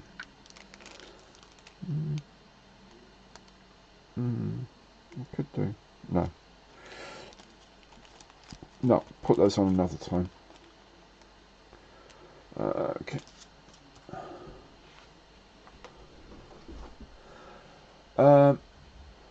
Yes, Julian, I've heard that about blades. I mean, my kitchen knives are all sharp because, well, when I've sharpened them, because they cut so much more efficiently. But I think as long as you're controlling the blade and it's going slowly, then if it slips a tiny bit, you're okay. And you're not going to cut yourself. I haven't cut myself so far, he said, tempting fate in the widest possible terms. But I haven't sort of cut myself on those for a long time. But the trick is to put very little pressure on the thing. Just take your time, and then it's okay. But yes, I do take. But if that was a scalpel, I'd be scared of just ripping my fingers apart. Really would.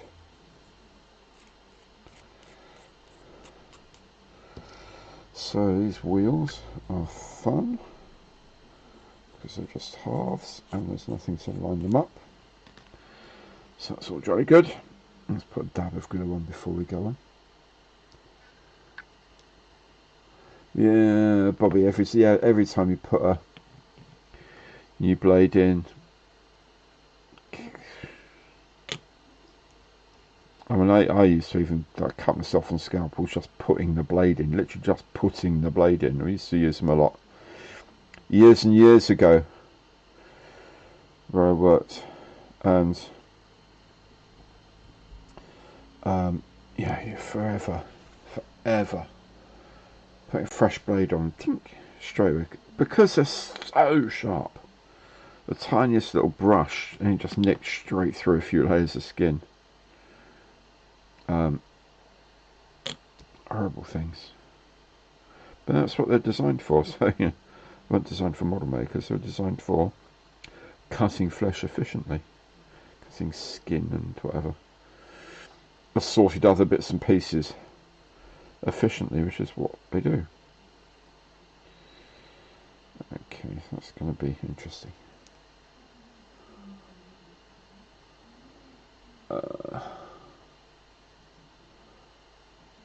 Yeah, I've still got.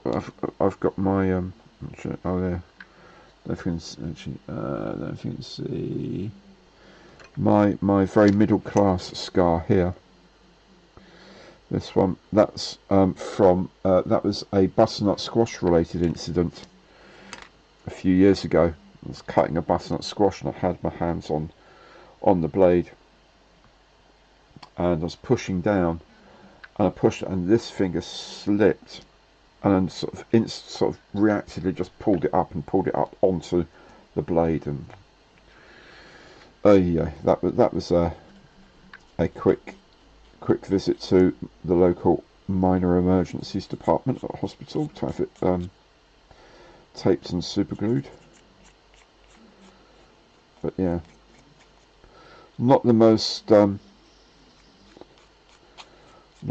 heroic of wounds. Butternut squash related incident with a Santoku knife.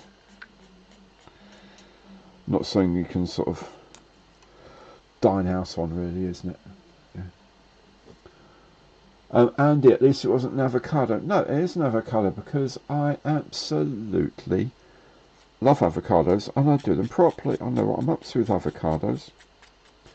Having said that, I'll probably now just chop half a finger off from doing an avocado tomorrow. Avocados are great. There is a thing, I don't know if a lot of you are quite comfortable dealing with blades of various types, but something I did a butchery, like an evening thing in butchery, one of our local butcher shops, some years ago now, 5-6 years ago, and what they did was they had all these really sharp knives, and they had chainmail things on the front to protect you, but also they had cut-proof gloves, like gloves with like aramid fibres woven through them, like Kevlar fibres woven through. And I use those now, like for the, we've got like a mandolin chopper thing, you know, you sort of put it on there and it goes through. Always put that on there, it's safe as anything. Yeah. Oh, utility knife, oh my goodness. Oh, yes, the Bristol Bulldog. It looks absolutely beautiful, I have to say, the new Bristol Bulldog. It looks gorgeous. I saw the built ones at Airfix last week, and absolutely beautiful. Really nice. It's going to be an amazing kit.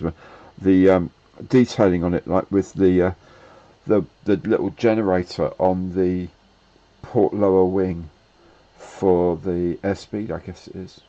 Absolutely lovely. Absolutely so beautiful. Scott, thank you for joining us all the way from the other side of the Atlantic. Lovely to see you. See you next time, which will be the first Thursday of June, which is, well, I believe the 6th of June. Would you believe? Would you believe it? Next live stream is on the D-Day anniversary. How about that? I'll see you then, I hope. Oh, fantastic. D-Day anniversary for the next live stream. How about that? 6th of June. Quite amazing. Okay, so and that means I've really got to get a move on with my Marauder. Avocados, I think, yes, there was a glut of avocado-related incidents. I think a lot of it was when, yes, it was something to do with either Nigella, when she was doing like smashed avocado on toast or whatever, you know, really complex things like that. And there was also a lot because of the sort of boost out of home cooking during COVID as well, and that people start, oh, avocado on toast and da da da da da. And the reason is, you know, to get the stone out of an avocado, if it's not overripe, if it's sort of medium ripe or underripe, you know, you cut round the stone, twist it, and you've got like one half without the stone, one half with the it, and you get a knife and tonk into the stone and twist it, and out comes the stone. People just missing and hurting themselves because they're going like whack, which you really don't need to. Just tink with the heel of the blade and tink, and it'll come out. Really simple. But anyway, there we go. If you're worried about that, get a cut-proof glove, and you won't have that problem. I promise you. Michael, no worries for being late, my friend. You're here. That's the important thing. Really good to see you. All very good. Love avocado. Love a bit of avocado. Really very fond of it. Beep, beep, beep.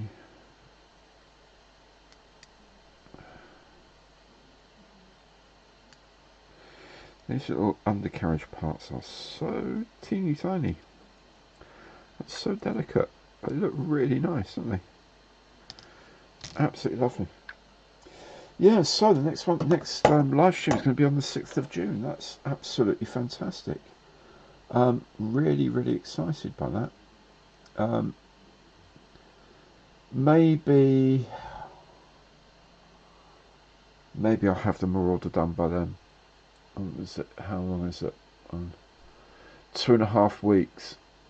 That's a possibility, actually. It's possible. If I don't do any, I was going to say if I don't do anything else, but I've got the Mustangs to do. But then, you know, 2 Mustangs and a Marauder to do in the next 2.5 weeks. Yeah, should be right. Should get it done because I'm really excited about that Marauder, and what I'm going to do with it.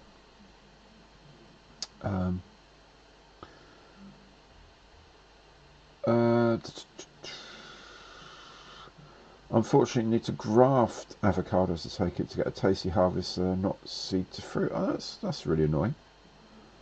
I'm sure. I do remember a lot of like Hollywood A-listers. You know, there was a time when suddenly they all started buying avocado farms because like profits to be made were absolutely crazy at one time. Yeah. Yeah.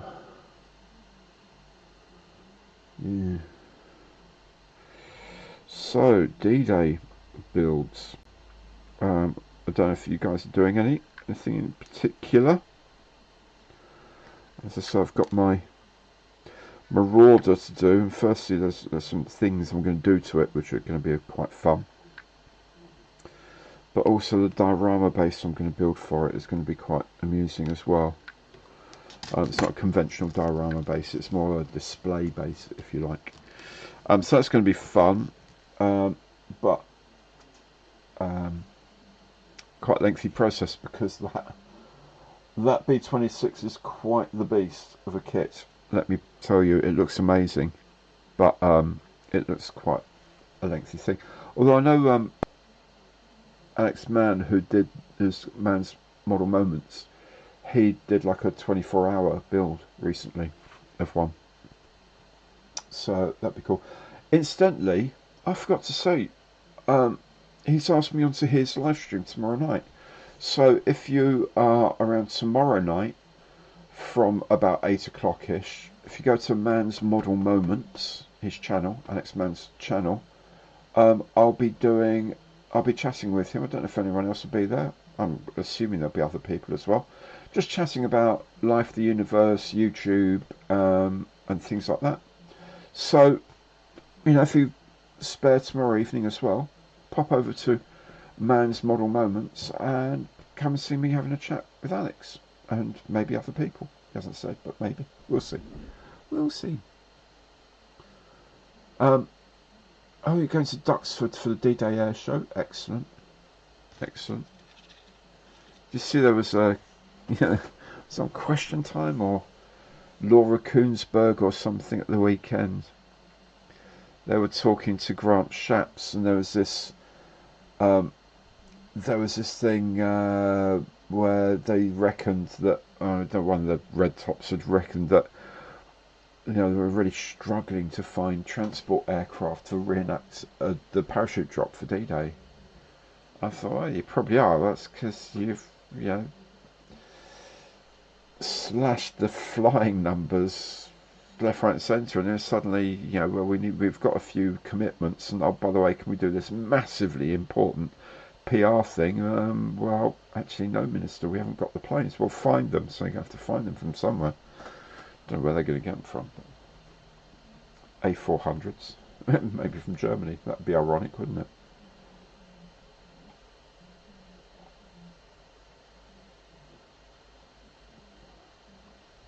That wasn't in their plans with the Hercules, presumably, to get rid of them so that didn't have anything for the D-Day celebrations. That was a bit daft. What's also a bit daft was doing that now. I should have done that a bit later, but I'll struggle on. I'll struggle on. I'll figure out a way of doing it.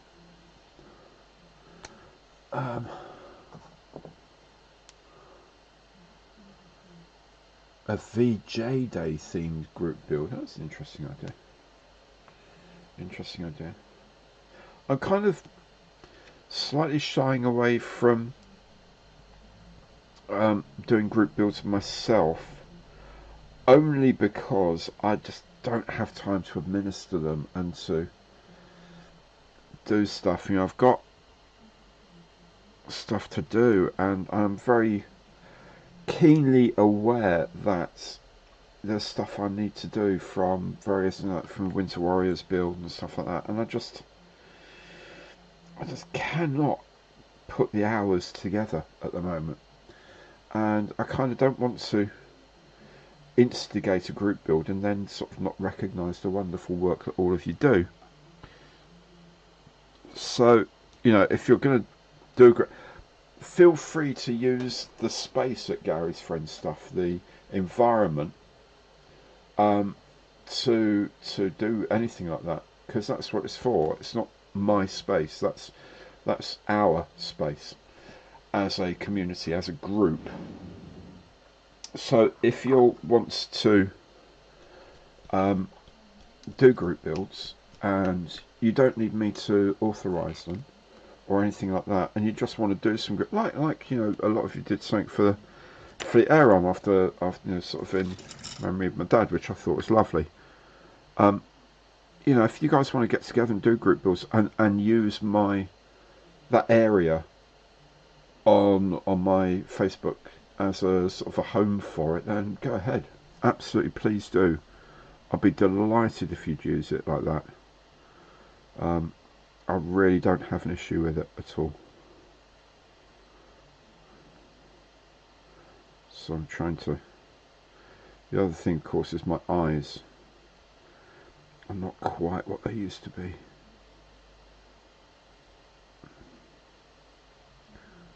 Is it? Eccles in the Goon Show said, "Oh, my eyes aren't what they used to be. They used to be my ears." You know, it was Spike Milligan. Sort of surrealism. Well, that went better than I hoped for.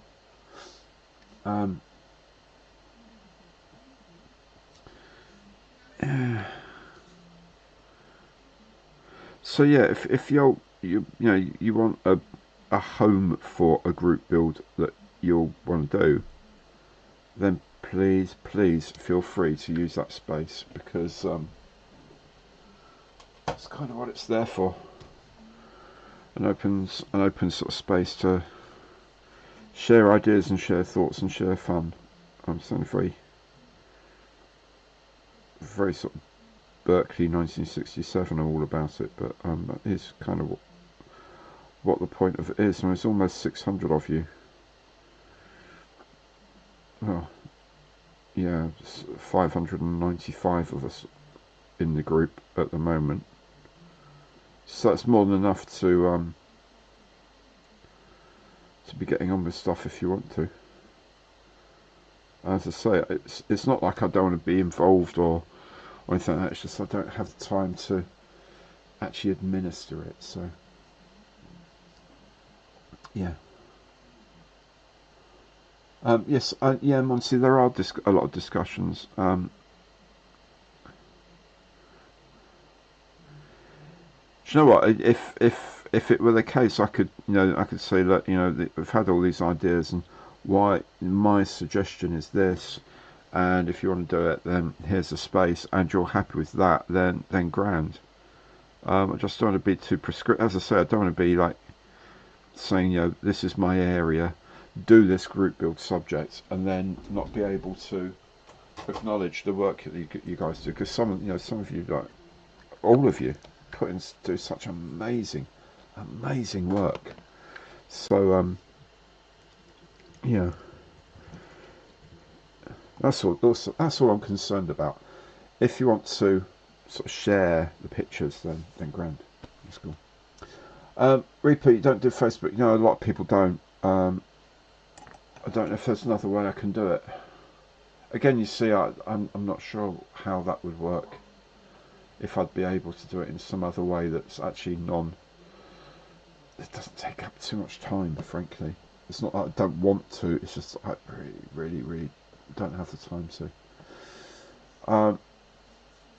Yeah. But anyway, I'll have a think about it, but I don't mind. I really don't mind. Right, what am I going to do now? What's I'm doing now? I could paint that. What colour? Really? Grey-green. Okay. Yeah.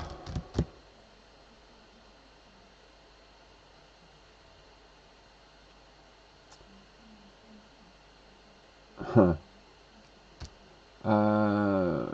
Rob, Q6, 1975. Lost Tribe of the Cockney's. Okay. I'll take your word for it. I'm trying to swear, which show was it I saw? I'm sure it's one of the good shows. So, my eyes ain't what they used to be. Used to be my ears. I was talking to Blue Bottle. Hey ho. That's the thing. Q series was probably Spike at his most engagingly surreal, I think. in a lot of ways. John Bluthal and big guys at David Lodge, the one was in Cockleshell Heroes, as he kept saying. I was in Cockleshell Heroes, you know. Yeah, they were funny when I was a kid at school. There's a big following of Spike Milligan's humour within the school kids, you know, like 12, 13 years old, kind of like, we found him just unbearably funny. Everything he did. And the Q series were on the BBC, and there was one where they used to walk around with little brown card tags, like from the props department, labelling, and they still had the labels on. And there was a little trend at school of turning up wearing these things. Well, it didn't last long because there were masters at the gate who would suggest perhaps that's not the way to arrive at school. It was one of those schools. But it briefly, there was a flourish of them briefly. It was quite fun in a way. Yeah, what can you do?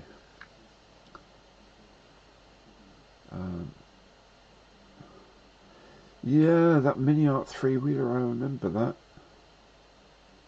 I remember that. Yeah. I think you did a great job of that, actually, from the pictures, I seem to remember.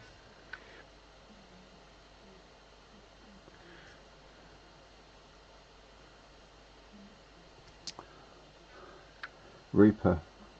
Yes, follow me, sir, I'll be right behind you. Yeah, it reminds me of that, the one in Blackadder 4, where Melcher is talking to a terrified Baldric. And he said, fear not, soldier. If you should falter, remember, Captain Darling and I are behind you. And Blackadder says, about 35 miles behind you, isn't it? That's absolutely brilliant. Absolutely hilarious. And so poignantly true. That's the beauty of it, all of those things. It was, the truth of it was what made it funny in a way. The horrible truth of it, obviously Spike had terrible, these days we would call it post-traumatic shock, shell shock. Terrible mental health issues from his service in the artillery.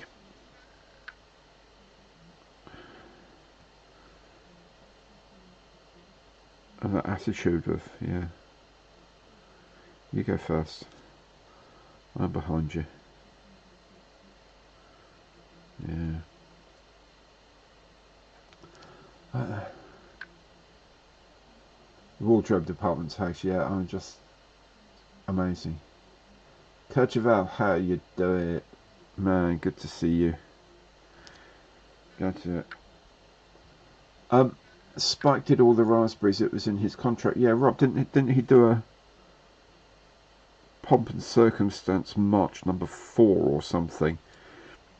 They had all of them blowing raspberries to it, and I remember, Lodge and Bluthal and all that were just absolutely crying with laughter trying to get through this ridiculous sketch, and Milligan was just happily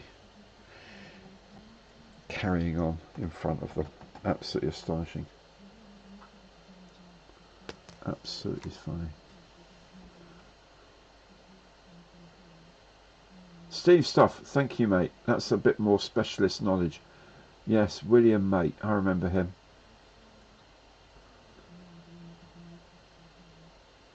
I remember. I was sure it was in that. I was sure. Such a long time since I listened to that. Maybe I should get on BBC Sounds while I'm working and look at a few more of those, because they were just brilliantly funny at times. Just astonishingly funny.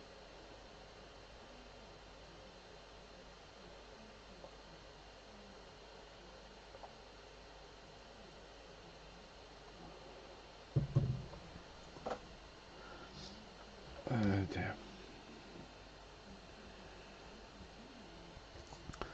always used to have this ongoing battle with the censors, didn't they? About all these names that they would use and phrases and stuff that they would try and get past the censors just to have a laugh. You know, it's all very boyish humour. You know.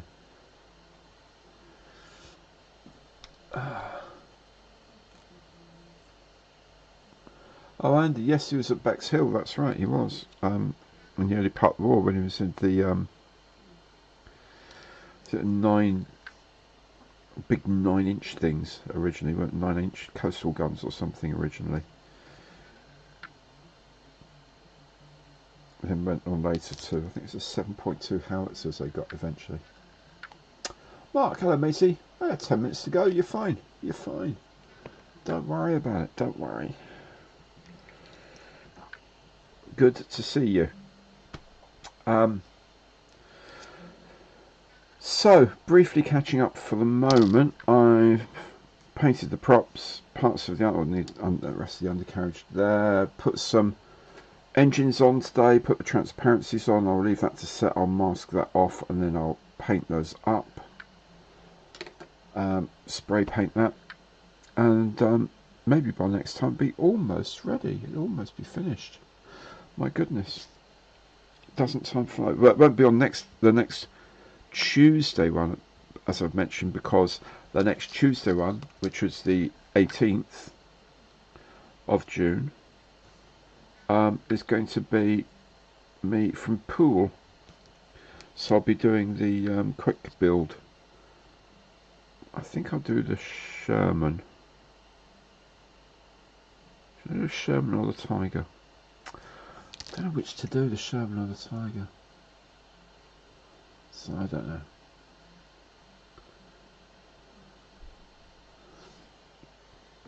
know. Actually, it's quite odd, really, isn't it? Next month, got the Thursday, first Thursday show next month is on D-Day, 6th of June, and the next Tuesday one is on the 18th of June, which of course is the 209th anniversary of Waterloo, the Battle of Waterloo in 1815. So that's all rather military. In the next month, D-Day and Waterloo Day, celebrating with I was about to say with Monday Matters. It's not with Monday Matters, it's with the live stream.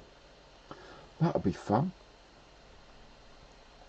Graham, did I? No, I didn't have anything to do with that. And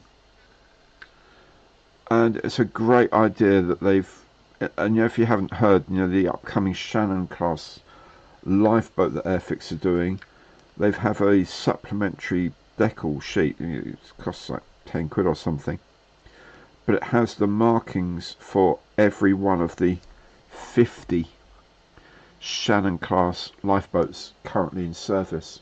So you can go and do if you're by the coast and there's a Shannon class near you, can do that one. You can do it if it's a boat that you particularly support, or you've got some connection with the town that it's in, or of course it may even have rescued you. You may even have had the misfortune to have got into difficulty at sea, and one of these Shannon class boats has come out to pick you up out of the water, and you can sort of commemorate them by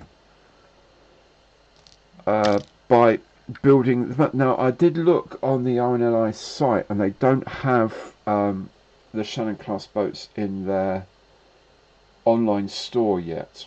However, they should be launching, if you'll allow me the expression, they'll be launching the lifeboat at the end of this month, apparently, Airfix, so in a week or two's time. And then I'm hoping they will have them on their website as well, because you can buy them from Airfix by all means, and 90p, at least 90p from each purchase goes to Airfix, or you can buy it from your local store if you want to support them. Fantastic. However, if you buy them from either from a lifeboat station or from the RNLI store online, of course they get even more money out of the purchase. But however you can support them is wonderful, because it's an amazing organisation. Obviously, quite simply the envy of the world in many respects. There are a lot of sort of projects around the world and things around the world that do stuff, but these guys and gals, completely volunteers. I think last year they did 9,000 call-outs around the British and Irish coasts. 9,000 call-outs. That's an awful lot. And they're volunteers. They volunteered to do this. They volunteered to go through the training, which is quite severe. They volunteered to give up their time to be on call, and then just to drop everything, go off into often terrible conditions, which is why they're needed in the first place, and help people and save their lives. I think they're wonderful, and I'm actually really looking forward to going down to the RNLI college next month and be able to have a look at a few things, do a bit of filming down there. And they've got a simulator there as well. You can train crews in how to, how best way to approach ships in rough weather and things like that, or all sorts of things, all sorts of wonderful things they can do there. So I'm hoping to do a little bit of filming up there, do some interviews with some important people, maybe Dale as well, if he's there. But other than that, with some properly, I'm just teasing, yes, probably with Dale, to get the official line on why they're doing it and what's so important. Of course, it's the RNLI's 200th anniversary this year as well, so absolutely amazing. And an astonishing group of people involved, so that would be really cool if they could make a decent amount of money.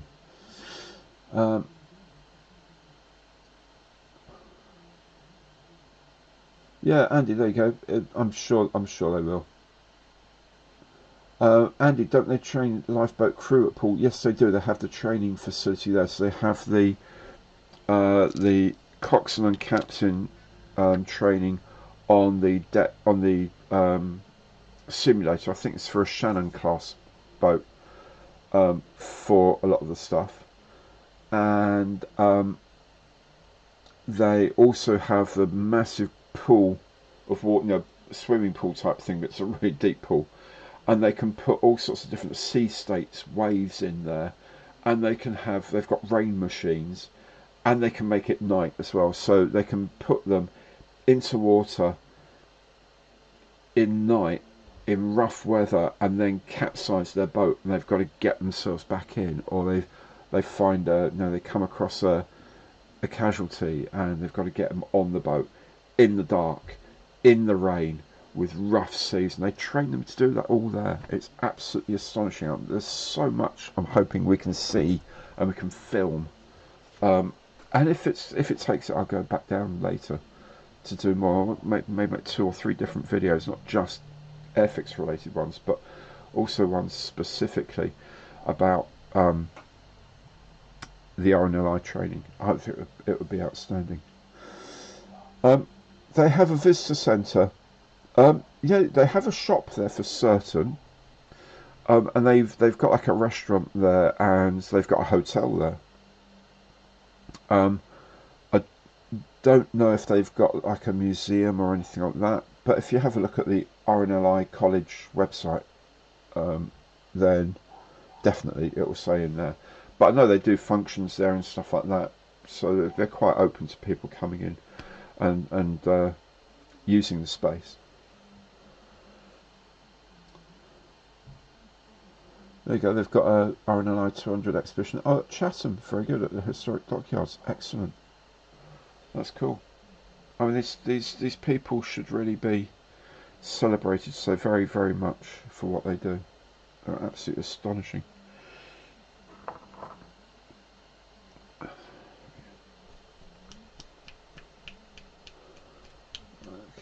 cool.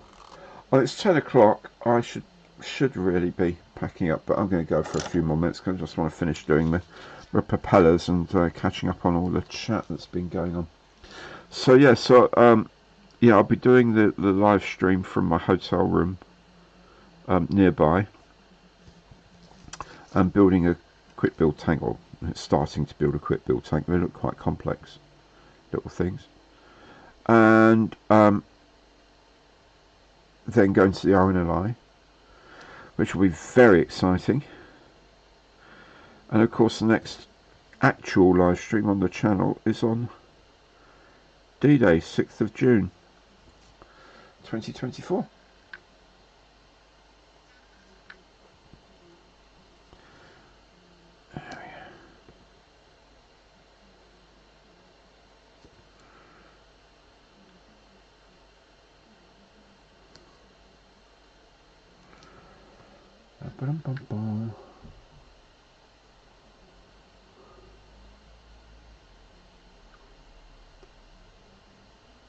Huh. Yeah, good. So, what else? Something slightly odd that happened recently, if you're still there, is that the video I made about how Airfix kits are made. You know, I did the video last year down at Modelworks, or not Modelworks, at Plastech in New Haven, which is where Modelworks is. It's owned by the bloke who runs the plastic moulding next door. That just suddenly went mad and got like 4 times in the last month. It's had 4 times as many views as it's had in the whole of the last year. So I will hopefully be doing some more things like that. I know Plastech might be. I know what Plastech are doing in the future in a couple of projects that I really want to film them doing. But I can also talk about that another day.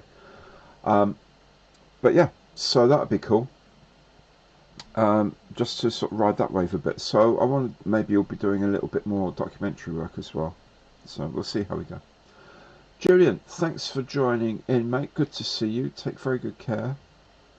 And yeah, I'll see you very soon. Hopefully Monday Matters for a start. Although I've got a couple of other videos coming out this week. One tomorrow, one on Friday. At the moment, hopefully a bit more. Hopefully I'll get another thing built. I'm really busy on Thursday. So anyway, we'll see how we go. But anyway, it's getting on late. So thank you all very much for joining in. Thank you all for your lovely comments. Thanks for joining. Thanks for having a chat, and for sharing the space with me tonight. Thanks to a friend of the channel, Crazy Loacher, for donating some more memberships. That's wonderful. All of you on the memberships, you'll get the members special video every Saturday, so watch out for those. Go to the community pages on my YouTube site and the video will be there. You should get a notification anyway. And yeah, thanks everyone for turning up. Bobby, any news yet of the ICM interview? Not yet. I will be chasing up ICM about that very soon, with some different kinds of questions and stuff. Ketrel, what kind of camera do I use for filming model kits and stuff? I use the filming of the actual builds. I use this little Sony camcorder, HD camcorder, a Handycam something HDR CX450. Does HD. And for stills and stuff to camera, I use the Nikon D7500 because the video on that is awesome. That shoots 4K video, which is what I use for things like when I do the green screen, because the 4K separates the green screen much better than HD does. So there we go. And for this, I'll just use a webcam here. Yeah, it's good night, mate. Good. Very enjoyable. Oh, and the 6th of June is Sweden's National Day. I'll try to remember that, Mark, and wear appropriately coloured clothing. Um, Nigel, it's just entirely my pleasure. Honestly, seriously, it's just my pleasure. It's just fun. Sit and chat for 2 hours and build models. I mean, what's not to love about that, mate? Eh? What is not to love about? Thank you for watching. Because without that, this channel is a complete waste of time, isn't it? Really. Anyway, thank you all so very, very much for joining in. I had better get going and let the stream start running on catch up as well. So thanks all very much for joining me, and I'll see you again on the channel very soon. Take very good care of yourselves and take very good care of the one you love.